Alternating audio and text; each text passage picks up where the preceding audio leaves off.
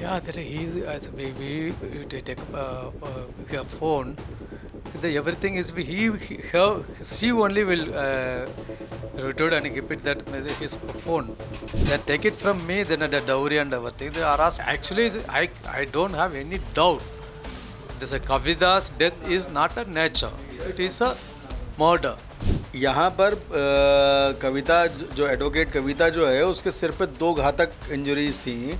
एक तो उसके सिर पे फ्रंटल रीजन में 3 बाय 2.5 सेंटीमीटर का कंट्यूशन पाया, ये इस रीज़न पे, और जिसके कारण उसके फलस्वरूप उसके सिर के पीछे वाले हिस्से में 5 सेंटीमीटर बाय 3 सेंटीमीटर का ब्लड का क्लॉट था।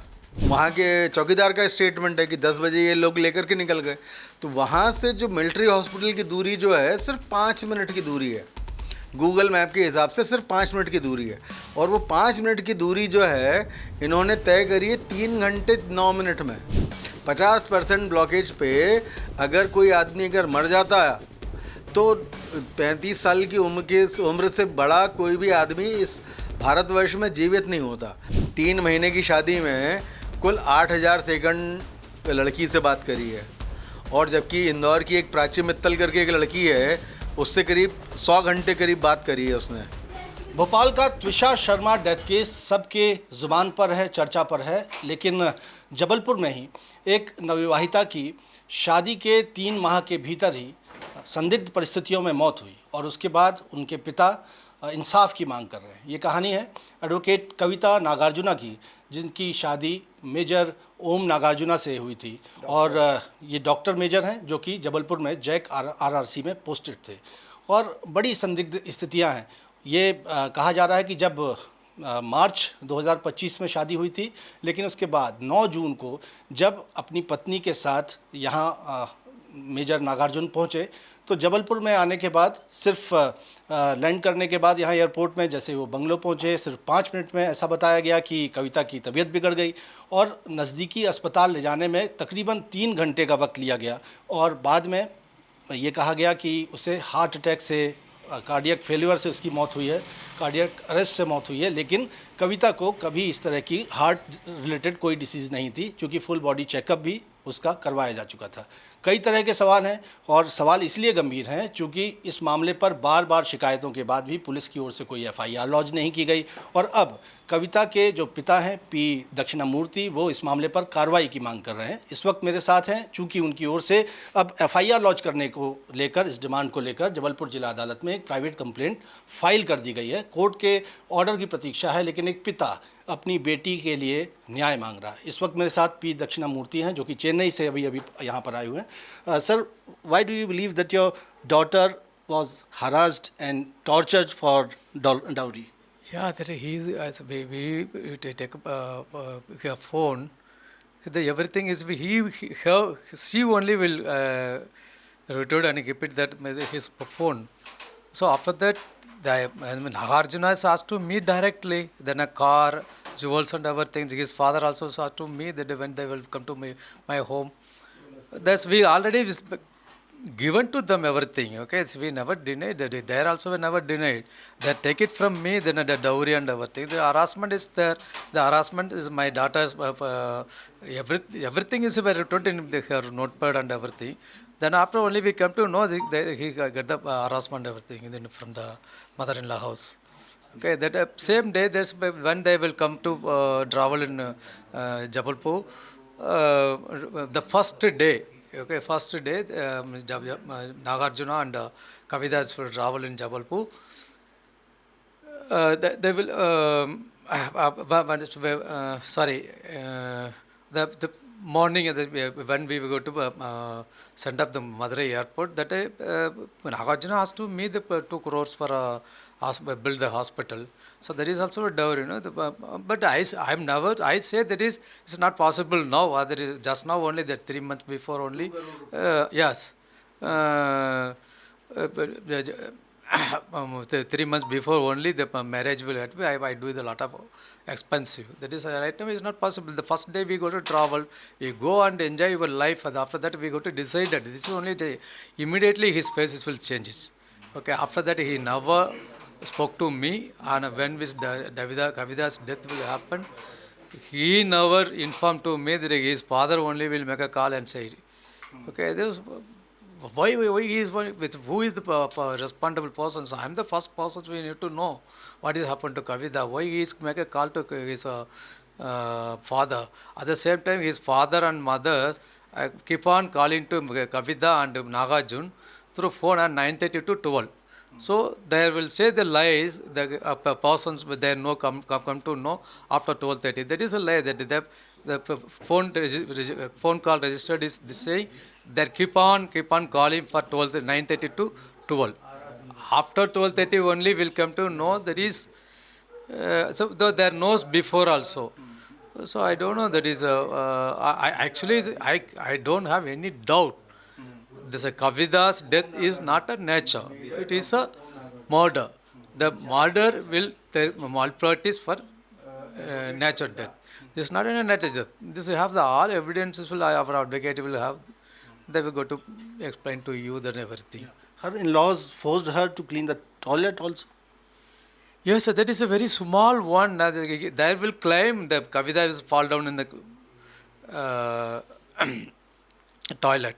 But it's a very small toilet. But toilet is nothing to damage anything. The Kavita is fall down. Definitely something will happen to the toilet. No, that is nothing to happen. So They often forced her to clean the toilet. no, that is I don't know. That is. Then his mother, yes, it is happened in her mother-in-law house. They have the big house there in a more than 3,000 square feet house. Okay, there's a 5 toilet is there. They keep on. The once will he go to the clean the toilet again she want to do that. Okay, it is come to know she only will rooted and keep it in his mobile phone. Then after only come to know, she discuss with this thing and all her friends also. Okay, but she never directly will say anything else. After death, we came to know through our mobile. Okay, then only we'll get it this thing and all. What kind of justice are you seeking for your daughter? My daughter is not a murder. It is not a death, so the natural death. It is a purely murder. So I expected for his death for a justice. I want to justice for her death. That is only I expected from this तो government. देखिए system से P Dakshinamurti सिर्फ ये न्याय मांग रहे हैं कि उनकी बेटी जिन भी स्थितियों से मौत का शिकार हुई है और ख़ास तौर पर वो तो सीधा आरोप लगा रहे हैं कि उसे जब जबलपुर लाया गया तो यहाँ पर उसके साथ मारपीट हुई है और संभवतः उसी वजह से उसकी मौत जो है वो एक हत्या है। वो इस मामले पर कार्रवाई चाहते हैं। मेरे साथ मनीष वर्मा जी हैं, उनसे ही बातचीत करते हैं। चूँकि पी दक्षिणामूर्ति हिंदी नहीं समझते हैं इसलिए हम इंग्लिश में उनसे बातचीत कर रहे थे। सर, लेकिन मैं आपसे जानना चाहूँगा ये किस तरह से शक पैदा होता है कि ये जैसा आपका क्लेम है कि ये नेचुरल डेथ नहीं, ये तो मर्डर है। देखिए, नेचुरल डेथ और मर्डर के केस में बॉडी पे कोई बॉडीली इंजरीज नहीं होती हैं। यहाँ पर कविता जो एडवोकेट कविता जो है उसके सिर पे 2 घातक इंजरीज थी। एक तो उसके सिर पे फ्रंटल रीजन में 3 बाय 2.5 सेंटीमीटर का कंट्यूशन पाया, ये इस रीजन पे, और जिसके कारण उसके फलस्वरूप उसके सिर के पीछे वाले हिस्से में 5 सेंटीमीटर बाय 3 सेंटीमीटर का ब्लड का क्लॉट था, जो कि अपने आप में डेंजरस और घातक चोटों की कैटेगरी में आता है। और इन चोटों की प्रेजेंस जो है वो एक रीज़नेबल सस्पिशन देती है कि ये एक नेचुरल डेथ नहीं थी।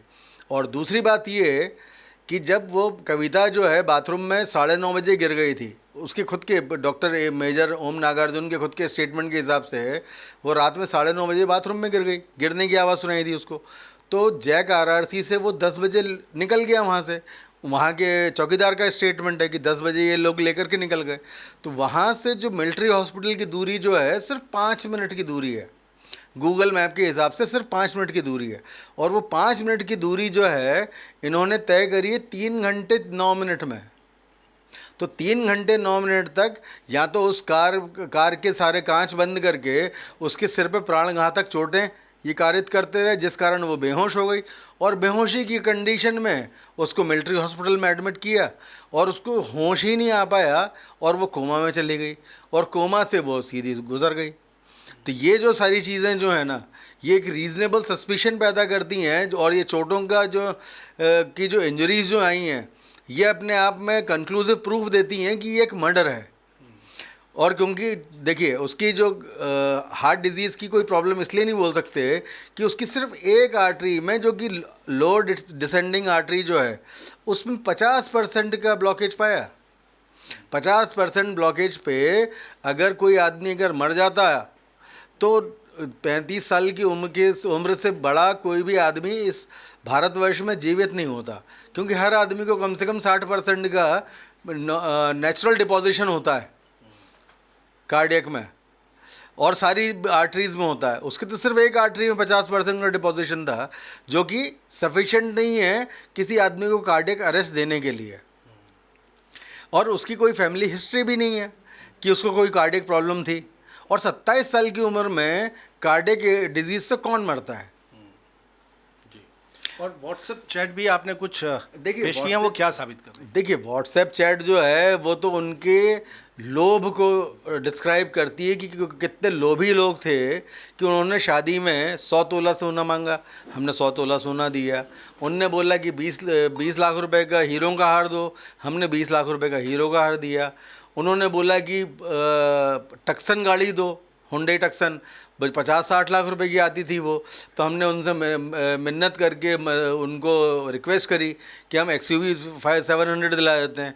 तो XUV 700 गाड़ी दी जो कि 30 लाख रुपए की आती है, वो उनकी मांग पे थी। फिर उन्होंने ये मांग करी कि इसको घर गृहस्थी का सामान दो, तो 12-14 लाख रुपए का घर गृहस्थी का सामान दिया हमने। और ये सारी चीज़ें देने के बाद में उन्होंने मई के महीने में बोला कि इसको 50 लाख रुपए दे दो हॉस्पिटल खोलने के लिए, तो जो कि हमारी उस समय की रेंज के बाहर था, क्योंकि हमने 2 महीने पहले तो अपनी बेटी की शादी करी थी 3 करोड़ रुपए खर्च करके। तो 3 करोड़ रुपए खर्च करने के बाद में 50 लाख रुपए की हॉस्पिटल खोलने के लिए डिमांड आ गई। उसके बाद में जब वो 9 जून को मदुरई एयरपोर्ट पे छोड़ने के लिए आए थे अपने बेटे को, बहू को, और ये पी दक्षिण जो हमारे क्लाइंट हैं उनकी बेटी को, तो उन्होंने हॉस्पिटल वो एयरपोर्ट पे डिमांड कर दी कि 2 करोड़ रुपए से इसका हॉस्पिटल खुलवा दो। तो ऐसे कितने पैसे खर्च करेगा आदमी? और जब फादर ने रिलक्टेंस शो करी कि हम अभी तो नहीं दे पाएंगे पैसे, तो मेजर ओम नागार्जुन जो है, जो कि डॉक्टर है, उसका बिल्कुल चेहरा उतर गया और उसने उसके बाद में किसी से भी कोई भी बात ही नहीं करी। और हैदराबाद एयरपोर्ट पे 5 घंटे की लड़की को अकेला छोड़ करके चला गया, पता नहीं किसके साथ में। जो मैरिटल अफेयर्स की भी बात करिए। एक्स्ट्रा मैरिटल अफेयर तो था उसका, क्योंकि उसने 3 महीने की शादी में कुल 8000 सेकंड लड़की से बात करी है। और जबकि इंदौर की एक प्राची मित्तल करके एक लड़की है, उससे करीब 100 घंटे करीब बात करी है उसने। तो 100 घंटे वो शादी के बाद में 3 महीने में किसी दूसरी महिला से अगर 100 घंटे अगर बात कर रहा है, तो ये रीज़नेबल सस्पिशन होता है कि उसका उस लड़की से अफेयर था। और जबकि उसको तो ट्रांसफ़र मिल रहा था हैदराबाद में, तो हैदराबाद में अगर होता तो वो अपने घर के पास में होता जाता, परंतु उसने इंदौर में चूंकि प्राची मित्तल रहती है, इसलिए उसने ट्रांसफ़र लिया जबलपुर, कि जबलपुर से इंदौर पास पड़ता है, इसलिए उसने अपने उस अफेयर के चक्कर में जबलपुर ट्रांसफ़र लिया। और अफेयर को कल्मिनेट करने के हिसाब से उसने अपनी पत्नी को ही मार दिया। पुलिस का क्या इस पे रवैया रहा, और अब आप लोग कोर्ट पहुंचे हुए हैं? पुलिस का रवैया तो बड़ा उदासीन था। पुलिस ने इनफैक्ट कल्प्रिट को पकड़ने के बजाय कल्प्रिट की मदद करी है ना। जब हमने कंप्लेंट करी तो उस कंप्लेंट के ऊपर कुछ तो भी चीज़ें लिखवा के ले आए। कंप्लेंट करने के ऊपर उन्हें उसको कंप्लेंट के जो लेकुनास जो हैं उसको फिल इन करने की कोशिश करी, जो कि वो जिससे कि उल्टा हमको फ़ायदा मिलता है। तो ये सीधा सीधा केस है मर्डर का, जो कि अदालत आप गए हुए हैं, क्या आपने रिलीफ मांगी?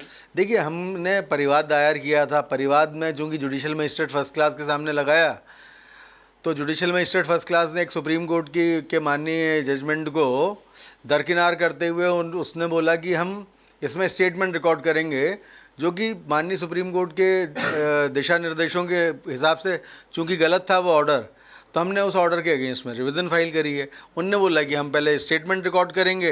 हमने बोला स्टेटमेंट रिकॉर्ड करने के बजाय इसमें कॉग्निजेबल ऑफेंस मेड आउट होता है, इसलिए आपको इसमें तो हाथ ही नहीं डालना चाहिए, इसको तो इन्वेस्टिगेशन करने के लिए देना चाहिए और FIR रजिस्टर करने का ऑर्डर देना चाहिए।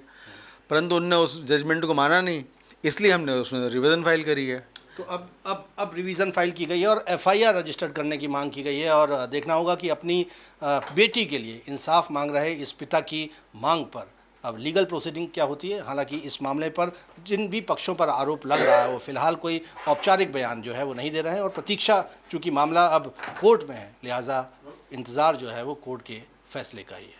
कैमरामैन सतीश सराठे के साथ विजेंद्र पांडे, IBC 24 जबलपुर।